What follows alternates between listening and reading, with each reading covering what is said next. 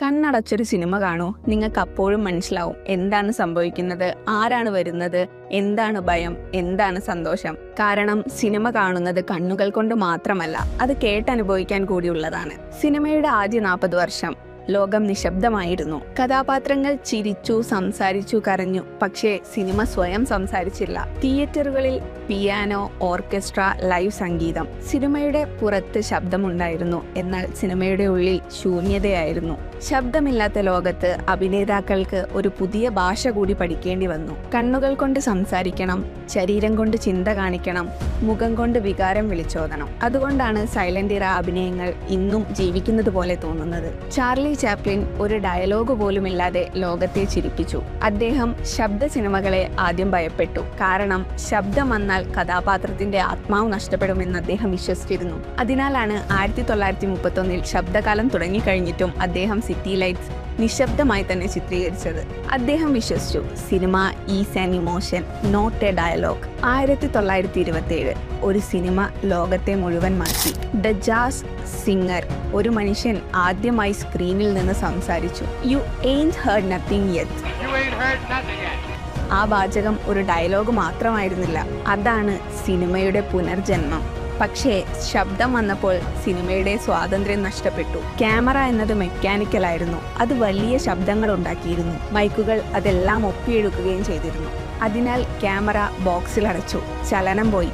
Cinema എന്നത് വീണ്ടും stage നാടകം പോലെയായി.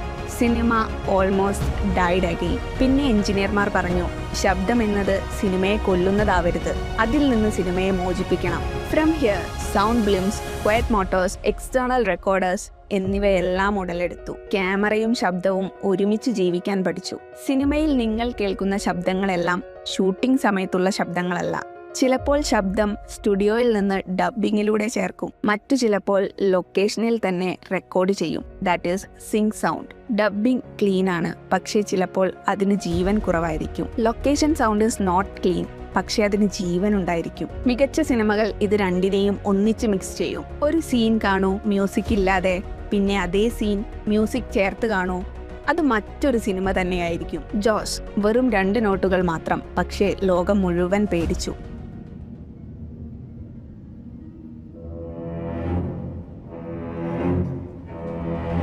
ഇൻസെപ്ഷൻ ഒരു ശബ്ദം സമയം തന്നെ വളച്ചൊടിച്ചു.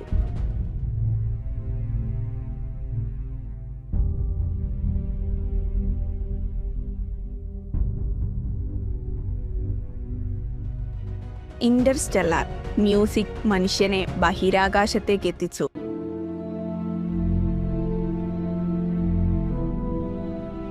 Music doesn't support cinema. Music controls cinema. The psychology of silence is that നിശബ്ദത എന്നത് ശബ്ദത്തിന്റെ അഭാവമല്ല, മറിച്ച് ശബ്ദത്തിന്റെ ഏറ്റവും ശക്തമായ രൂപമാണ്. ഹൊറർ സിനിമയിൽ മ്യൂസിക് നിൽക്കുമ്പോൾ നമ്മൾ ശ്വാസം മുറുകെ പിടിക്കും. Silence speaks louder than the sound. നല്ല വിഷ്വൽസ് പോലും മോശം ശബ്ദം കൊണ്ട് നശിക്കപ്പെടാം. ക്യാമറ പിഴവുകൾ, VFX പിഴവുകൾ ഒരുപക്ഷെ ആളുകൾ ക്ഷമിച്ചേക്കാം.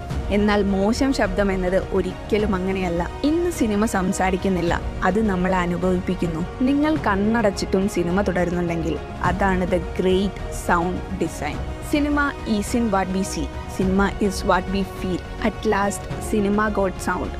അത് നമ്മളെ ഒന്നുകൂടി സിനിമയിലേക്ക് അടുപ്പിച്ചു. പക്ഷേ സിനിമ നമ്മളെ ആകൃഷ്ടരാക്കുന്നത് ശബ്ദം കൊണ്ട് മാത്രമല്ല. ഒരു മുഖം അടുത്ത് കാണുമ്പോൾ നമ്മൾ ഹൃദയം വായിക്കും. ഒരു ലോകം മുകളിൽ നിന്ന് കാണുമ്പോൾ നമ്മൾ ആ കഥയുടെ ഭാഗമാവും. ഇതെല്ലാം നിയന്ത്രിക്കുന്നത് ശബ്ദമല്ല, അത് ക്യാമറയാണ്.